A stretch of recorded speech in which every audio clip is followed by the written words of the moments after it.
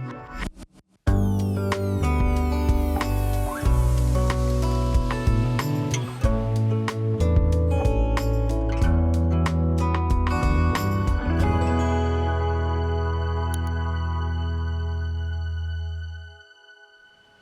guys, welcome back to my channel. My name is Manal and I am a beauty lifestyle content creator.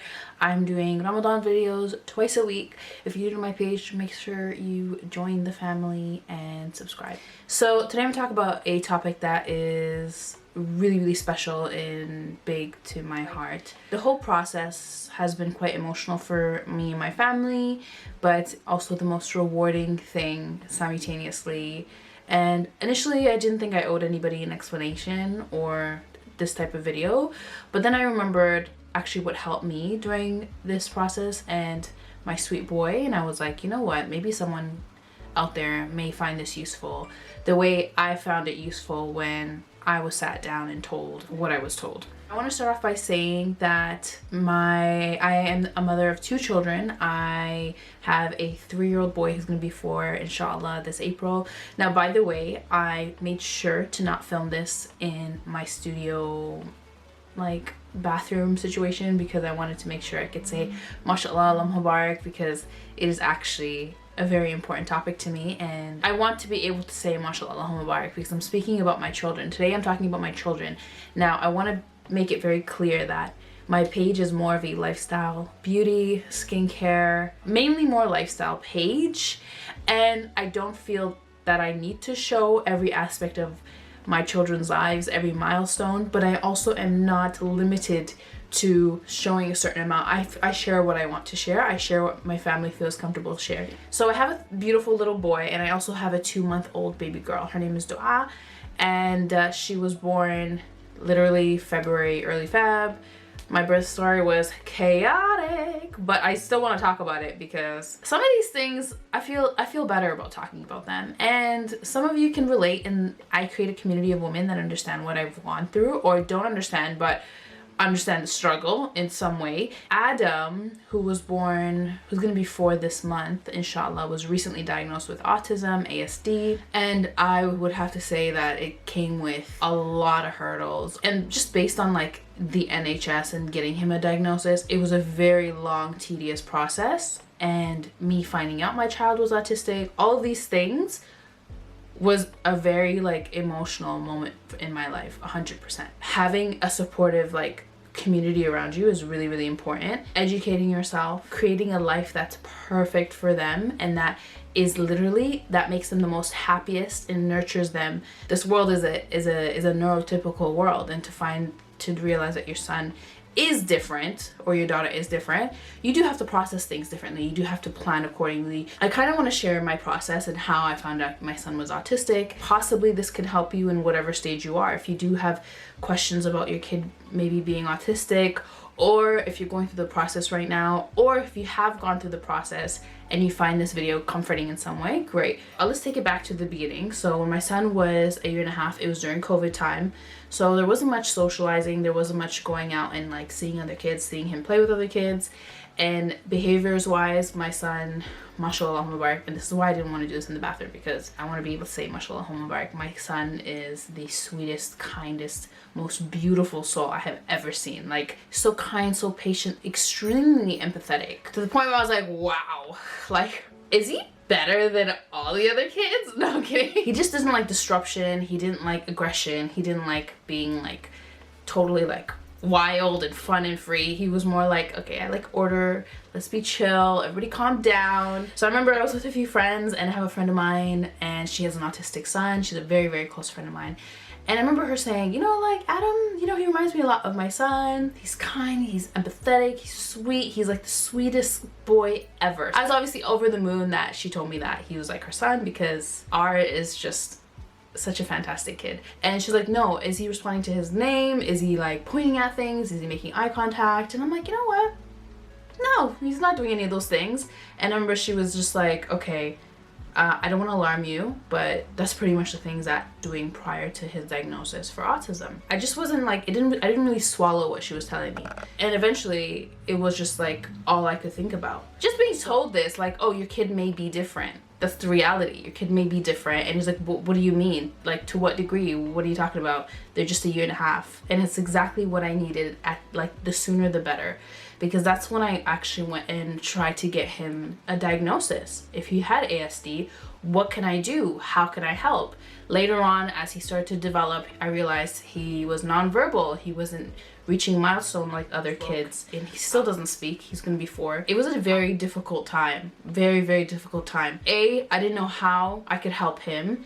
B, the NHS was just, as hard as like everybody works in the NHS, it was such a long process that you feel a bit like helpless, like you're like a sitting duck, like waiting to get a diagnosis, speech therapy, help with his diet, things like this, right? The problem wasn't that he was different. The problem was that people would make, I can't control how people will make him, and I can't control the world that's created around him. Like you have like this maternal instinct to just protect your child at all times. And I felt like I couldn't do that. I guess it was just that people could be really, really cruel. And the idea that someone would be cruel to my kid and I wouldn't be there, or I wouldn't be able to protect him. I think those were my biggest fears. And they still are, let's be honest. The thought of anybody misunderstanding him just enrages me. And it takes a lot for me to take a step back and say, you know what, okay, now calm down. You know what I mean? Like, Adam doesn't mean, he means well. Just explain to this other child or this other child's mother what he wants, or why he doesn't want to be hugged, or why he doesn't want to engage, or why he's overstimulated. Like, you know what I mean? It was a long process. If you're in the UK, you know, it's a very long process. It could take up to like 4 or 5 years. And the study of like ASD, autism, and neurodivergence is just like forever expanding. I remember the doctor told me quite recently during the diagnosis that we're still learning. We didn't know things 4 years ago that we know now. We've actually diagnosed people that of not being on the spectrum, when now when we look at it, actually they were on the spectrum. Imagine how many people have gone not being diagnosed with ADHD, ASD, ADD, and just go on with their lives. You know what I mean? Anyways, I was quite proud that I made that my mission to get him a diagnosis.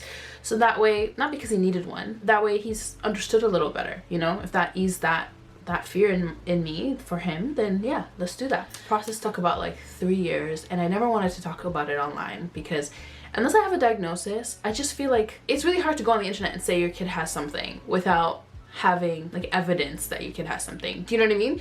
So he got diagnosed in December. By then he was 3.5. I was a lot more understanding, knowledgeable of the whole thing. It was a long process. We went to speech therapy, we went to a nutritionist. What happens here, I don't know where you are in the world, but what happens in the UK is you meet up with like 6 health professionals. One is a nutritionist, one is a pediatrician, one is a visitor, one is a speech and language therapist, and then there's 2 more. I just don't remember. There's 2 more. And they all come together. They all see Adam in different stages, different weeks, and they see his development as the year goes on, or as 2 years go on. And by the end of it, they all come together and they all come up with a diagnosis, whether he has autism, or he has ASD, or he has speech delay, or he has ADHD, or dyslexia, whatever it is, they come up with this diagnosis. Now, this diagnosis means absolutely nothing. It just helps him in school if he needs one-on-one care or whatever. You're not given any like sort of treatment, like other than maybe a little speech therapy here and there. And that's pretty much what happened to me. And I remember in December when they called us in, we didn't even know why we were being called in. We didn't know this was the appointment for a final diagnosis. After all the appointments with all 5 healthcare professionals, we had no idea what this appointment was. It was just another appointment. When we showed up, I remember there was another kid that was in the lobby with me and Adam and his parents, and he was the 3rd one. And his brother was also autistic, because the chances of you having another one are higher than higher than if you didn't have any autistic kids. If you already have one, then there's a higher chance you would have another one, right? So two of his brothers, one of his brothers was autistic, the other one wasn't, and he was there, and he was the exact same age as Adam, like a week apart. And I remember asking her, oh, so do you know what this appointment's for? And she's like, I have no idea. She goes into her appointment, she walks out, and she's like, we got the diagnosis, finally. Like, this is what it is. You're probably here for the same thing. And she was right. I was there for the same thing. And it's kind of funny because the doctor was like so ready to emotionally support us, but we were well in knowing, because I had that friend that told me, she's like literally helped me with this entire process. And because she told me at such an earlier stage, I was able to process that he was autistic way before this diagnosis. This diagnosis was just to bring him ease in school or whatever he needs. I don't know what it was. It just lifted a weight off our shoulders. I remember looking at Omer and being like, this is it. This is it. He's like, yeah, this is it. I'm like, I don't know, I feel so free. Like, I guess it's because during the age of 1.5 to that appointment, I would constantly come across people saying, no, no, no, he'll grow out of it, no. And it would just infuriate me.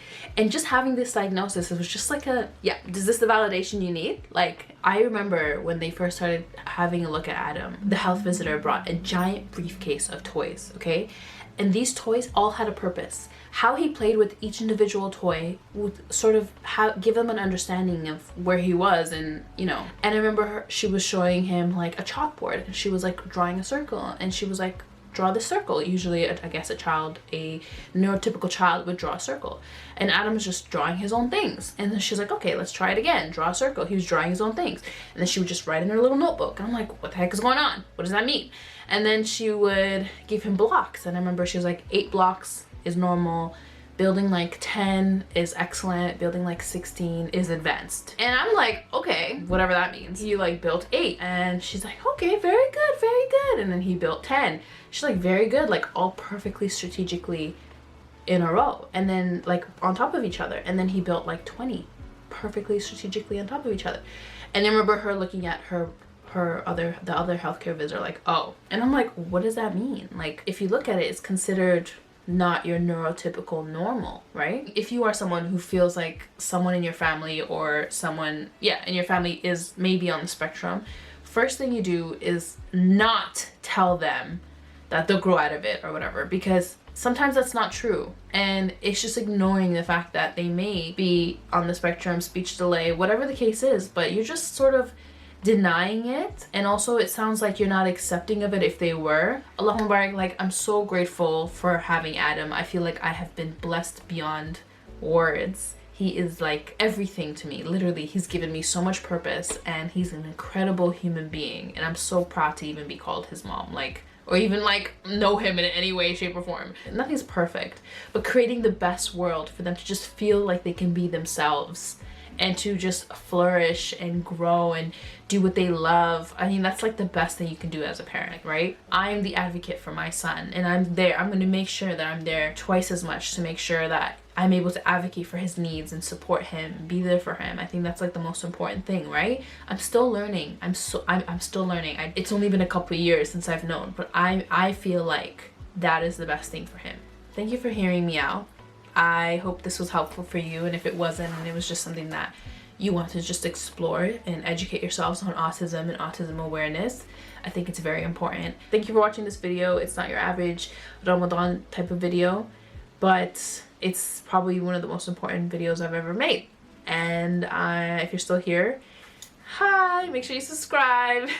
And if you are a mother or a sister or whoever who has someone very close to them that is on the spectrum, maybe you could share any pointers, just good pointers. I just want positive feedback, please. Any negative feedback, I just won't even read it. I'll just delete it.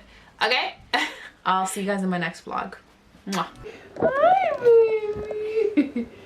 Hi. Aww. Hi.